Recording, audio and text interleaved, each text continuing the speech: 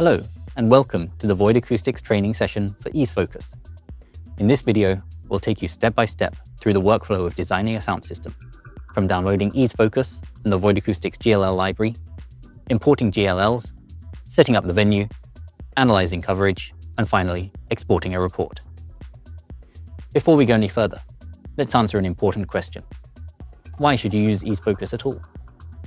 EaseFocus is an acoustic prediction software designed to allow you to see potential issues with your sound system in the virtual world before going on site and deploying the system. Here's why it benefits us as system designers. Accuracy. GLL files contain precise acoustic measurements of each void loudspeaker. EaseFocus uses this data to predict SPL, coverage, and frequency response with high accuracy. Saving time. Instead of relying on guesswork during installation, you can test different loudspeaker placements, aiming, and configurations in software first. Visualization. SPL heat maps and receiver graphs let you see how sound will behave in the venue, making it easier to explain to clients and colleagues. Safety. The rigging module calculates angles, loads, and hardware configurations, ensuring that designs are both effective and safe. Documentation. Exporting reports and images allows you to present designs, helping with approvals and installation. In short, EaseFocus bridges the gap between acoustic theory and real-world installation. It allows you to experiment, verify, and communicate designs confidently before stepping into the venue. To get started, we need to download EaseFocus. Head over to afmg.eu and click on EaseFocus under the product menu. From here, head down to Free Download, and then download software on the following page. Once the download has finished, run the setup program within the download package, and the program will be installed on your computer.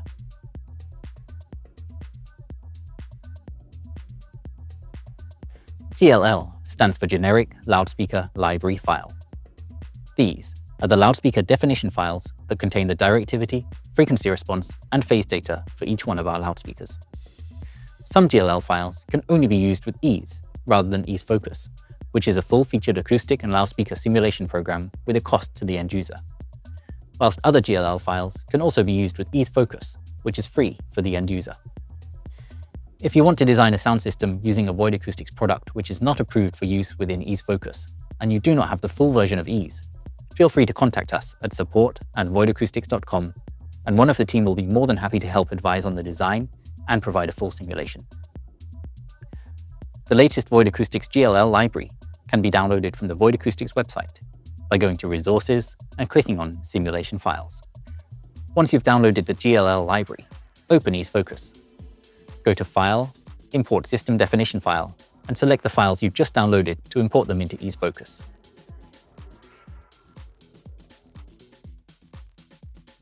It's recommended to delete older versions of GLL files if you've previously installed them to ensure the data is the most up-to-date and it's using the latest version of the preset. Before adding speakers, it's essential to configure the environment to match with your preferences and your workflow. Here are some of the settings to be aware of. Under the Environment tab, you can change the language and unit settings. For this video, I'll leave them at metric and English. In the Functionality mode, the option of Extended mode provides access to time response analysis and filters. Under Calculation parameters, the mapping resolution can be made higher or lower. For example, you could adjust it to be lower resolution just to get a rough design done, and higher resolution to prepare for presentations. Under the Frequency Response menu, the frequency response when using virtual microphones or receivers can be displayed as a bar chart or a line chart, depending on your preference. The simplest way to get started with an accurate layout is to import the floor plan from an image file. Click on the Layout Picture icon, and another window will appear. Once you've imported the picture, you'll need to define a known length within the image by dragging the points A and B on top of the known length and typing the length into the line length box.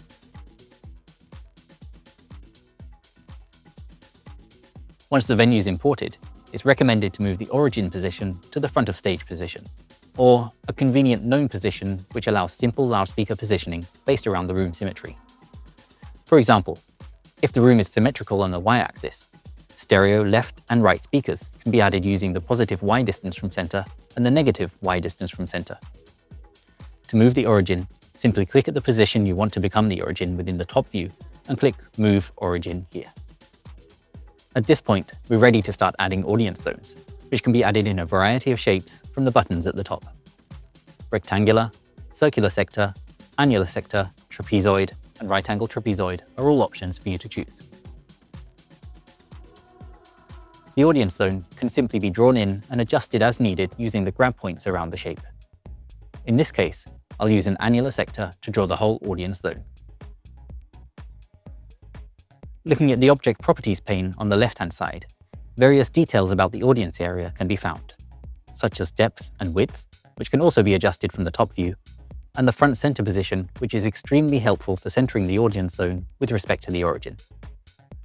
Another important feature is the direction arrow, which generally should be pointed in the direction the audience will be facing. If you need to change the direction, just grab the arrow and drag it to the direction it should be facing. Heights of the audience zone can then be adjusted from the side view or entered in the Properties window. Within the side view, simply drag and drop the points until the right height is achieved, or type the values into the Properties window. One or more audience areas can be defined for each audience zone. For example, when you have raked seating like this example, or different heights for a floor.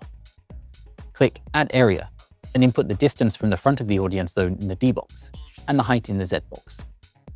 Any part of the zone which does not have an audience area above it will not display any information in the mapping results later on.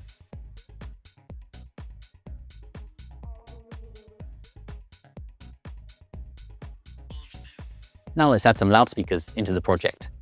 Click the Sound Source button in the top view to bring up the available GLL files, which have already been loaded. There are two configuration options available. Standard, for most use cases including mid-high speakers, single subwoofers, clusters or line arrays, and Subwoofer Array, which will automatically calculate delay times for each subwoofer stack in the array. Let's start with our main speakers. We'll try the ArcLight system here. From the Speaker Properties pane, you can change the name, which will be important later on, change the flybar setup to increase the number of cabinets, and change the position and the aiming of the speaker. You can fly a minimum of 2 cabinets or a maximum of 4 cabinets in an array using this option. In this case, we'll try to get good coverage on the audience from both sides of the PA and limit spill to anywhere outside the seating areas. For an indoor venue, that will help a lot with the ratio of direct sound to reflected sound and will increase the intelligibility of the system. But it's also generally a good practice for outdoor systems too, to reduce spill to surrounding areas. In this case, we're going to set our trim height quite high to try and get the speakers out of the eye line for the people at the back of the audience. After the speaker has been inserted into the design, begin by looking at the side view and the Levels tab at the bottom. The Levels tab shows the distance on the x-axis of the graph, while the level is shown on the y-axis. On the side view, the vertical aiming of the speaker is adjustable, along with an overlay of the levels graph. These two tabs allow you to optimize the front-to-back coverage of the speaker system, and usually we'd be aiming for a drop-off of no more than 6 dB from front to back. If you have more than 6 dB drop-off, try adjusting heights and angles to achieve it. If it's not possible with the speaker selected, there would be a couple of different ways to get around it. The first would be to use a line array and adjust the angles to get the vertical coverage needed. The second would be to use multiple sets of delay speakers delayed back to the mains to give more direct sound further down the venue. Once you are happy with the placement of one side of the PA, you can copy and paste the speaker cluster and place it on the other side. If you make more changes after you have both sides of the PA in place, you can copy just the setup by using the Copy Setup and Paste Setup choices when clicking the right-hand mouse button. We also want to look at the tonality and clarity of the system.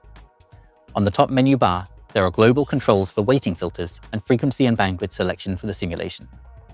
Typically, we'd start by looking at 4 kHz, 3 octaves, to get a good idea of high-frequency coverage of the system.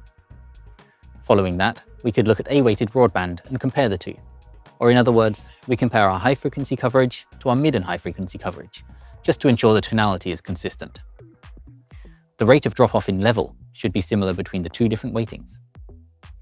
With a constant curvature system like ArcLight, this will not typically be a problem, but it may become something you look at in more detail when dealing with variable curvature line array systems like the Void Acoustics ArcLine. The global controls for weighting and frequency selection also affect the mapping in both the top and the side views. press the Show Mapping button to show the simulated SPL achievable on the audience areas. The SPL scale is set to automatic by default. That is, the loudest level achieved is shown in deep red, trending to blue for quieter levels. This can be fixed if needed to allow for easy comparisons between two systems, for example. This can be done by clicking on the scale on the right-hand side of the top view or heading to File, Options and Levels. By default, frequencies below 250 Hz are summed together using complex sum, while frequencies above 250 Hz are summed together using power sum. What does that mean practically? If you look at high-frequency simulation, energy is summed together incoherently. The phase of the signal doesn't really have any effect on the summing, so comb filtering is less visible. Low-frequency energy is summed together considering the phase of the signal, so comb filtering is very obvious. This is especially important when simulating subwoofers, as it could lead to areas with deep cancellations and a complete lack of low-frequency energy. So let's try to add some subwoofers now.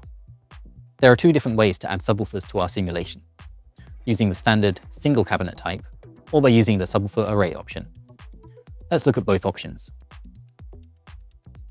When adding subwoofers using the standard method, a single cabinet will be placed into our simulation. If you want to stack two together, the sound source must be inserted twice and manually placed on top of one another. The same method can be used for creating cardioid subwoofer stacks and more advanced subwoofer arrays. When inserting a subwoofer array, all of the subwoofer stacks are automatically created, with the box count showing how many stacks you have in total across the front of the stage, and stack boxes showing how many boxes are stacked on top of one another. The array width must be changed to ensure that cabinets do not overlap each other, but wider spacing reduces the upper frequency limit of the array.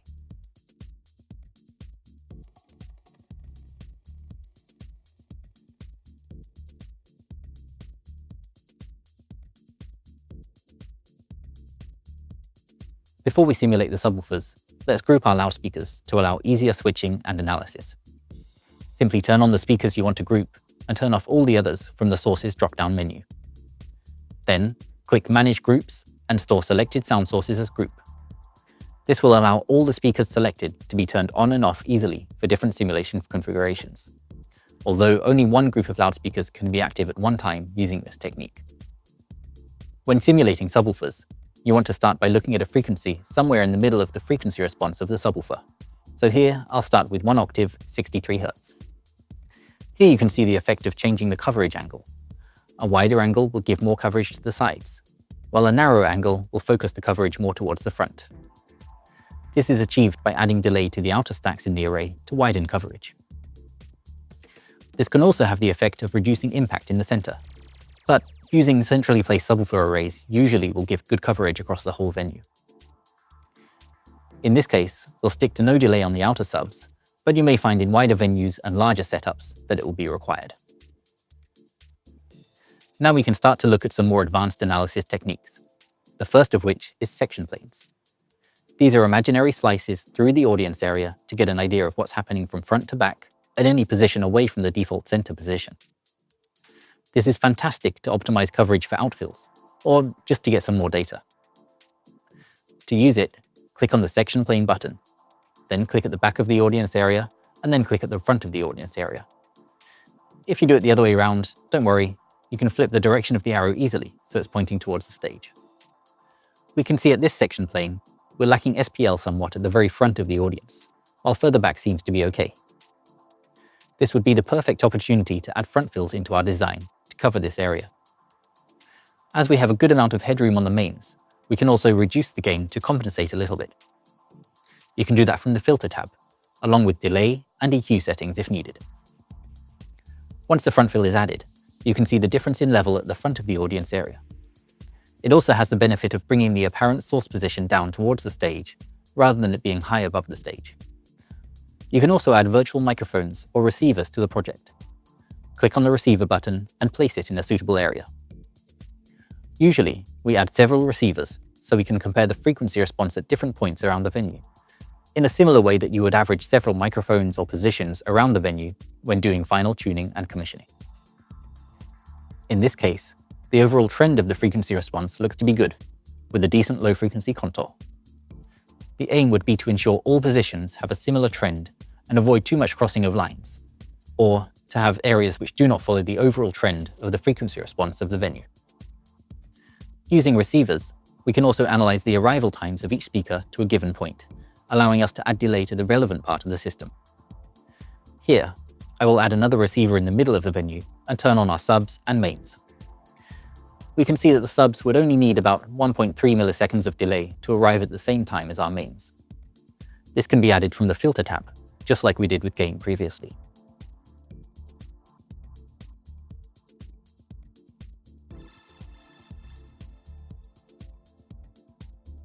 Finally, we can look at the distribution graph along with the relative level in the top bar to make sure most of our audience is within plus or minus 3 dB.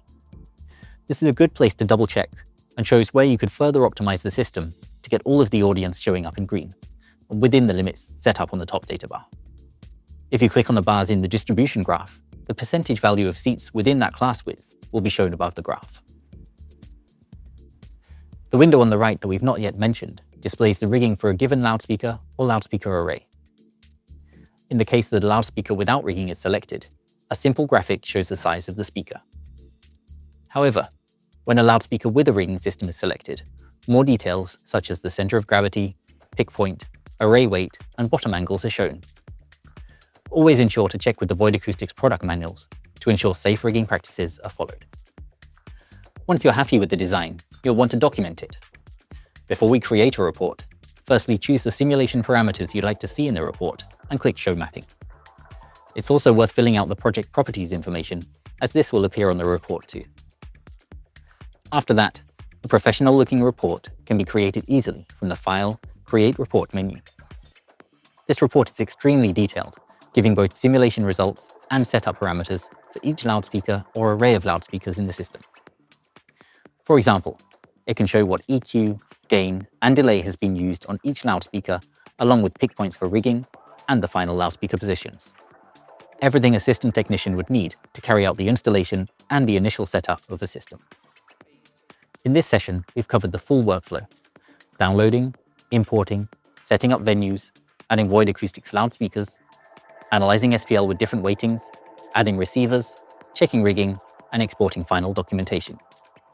With practice, you'll be able to design and evaluate systems quickly and with confidence.